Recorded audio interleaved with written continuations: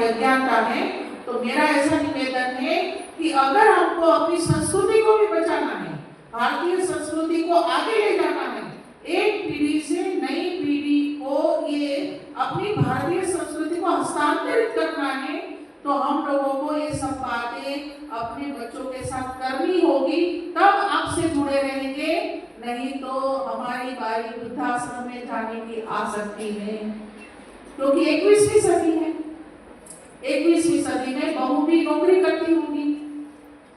साथ साथ ये भी कह दूं कि बेटे और बेटी दोनों को छोटे छोटे घर के काम सिखाइए।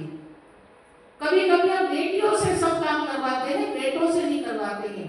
आज का जो जमाना है, आपका बच्चा जब 15 साल के बाद शादी करेगा, मानो 13-14 साल का है तो 15 साल में शादी करेगा, 25 साल 27 साल में जब शादी करेगा बेटा हो या बेटी, तब जमाना और आगे बढ़ गया होगा और प्रत्येक बालिका नौकरी करती होगी। जो ले आज 10वीं 8वीं नौकरी में पढ़ती है वो नौकरी करती होगी, तो घर कौन चलाएगा? घर दोनों मिलकर साथ में चलाएंगे। अभी से तैयारी करिए कि सभी प्रकार के छोटे मोटे काम भी बच्चों को सिखाइए। हमारी एक बहुत बड़ी अज्ञानता क्या होती है कि हम बच्चों को काम नहीं करने देते, क्योंकि हमारा इतना समर्पण रहता है बच्चों के प्रति, हम ही सब काम कर लेते हैं। उनकी झूठी थाली भी हम उठाते हैं, क्योंकि बच्चा पढ़ रहा है, बेचारा थक जाता है, कितना पढ़ता है, रात रात पढ़ता है, हमारा दया का भाव आ जाता है। इस अवस्था में दया नहीं खानी है। जितना आप ज्यादा कसेंगे उनको, ज्यादा उनको रगड़ेंगे, तो बच्चा और निखरेगा।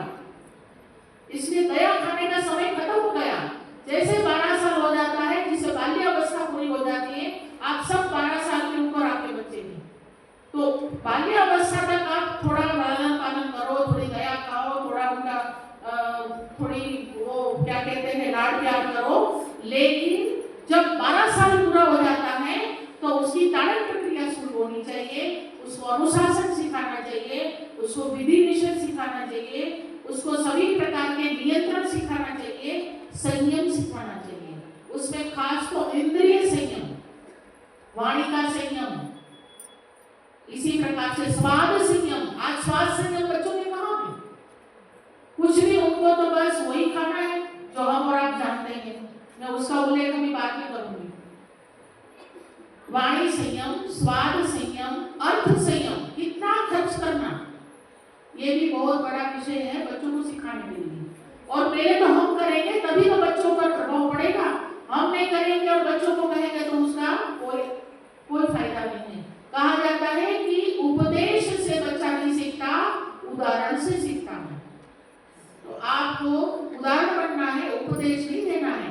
उपदेश का कोई अर्थ नहीं है इस अवस्था में 13 साल के बाद। तो मेरा ये कहना था कि बालक और बालिका आज जिस प्रकार की अवस्था में है, उसके 10 साल के बाद इस प्रकार का युग परिवर्तन आएगा। प्रत्येक बालिका नौकरी करती होगी, अर्थार्जन करती होगी, बालक भी करता होगा।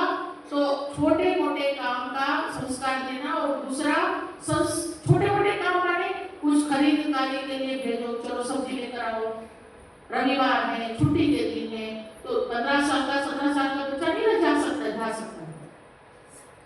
छोटे मोटे कुछ सामान लेने भेजो, तो उसको हिसाब भी आता है, कितने रुपए की दूध की थैली आती है, कितने रुपए का कितनी चीज आती है।